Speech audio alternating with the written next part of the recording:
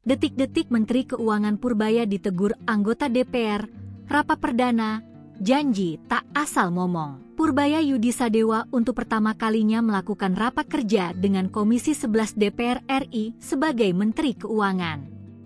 Namun pada pertemuan pertama ini Purbaya justru ditegur oleh salah seorang anggota Komisi 11. Saat Purbaya akan memulai paparannya, Purbaya memperkenalkan dirinya kini tak lagi hadir sebagai Ketua Dewan Komisioner Lembaga Penjamin Simpanan, LPS, melainkan sebagai Menteri Keuangan baru menggantikan Sri Mulyani Indrawati. Kepada anggota Komisi 11 yang hadir dia menceritakan, kini dia tidak bisa lagi asal berbicara seperti saat masih menjabat di LPS karena sempat mendapat kritikan dari masyarakat akibat salah berbicara beberapa waktu lalu. Oleh karenanya, pada raker kali ini dia akan fokus memberikan paparan terkait rencana kerja dan anggaran Kementerian Keuangan Pagu Anggaran tahun 2026.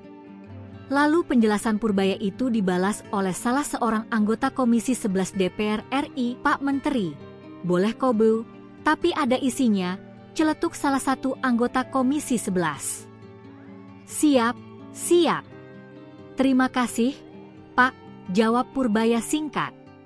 Lalu Purbaya langsung fokus memaparkan bahan yang sudah disiapkan sebelumnya.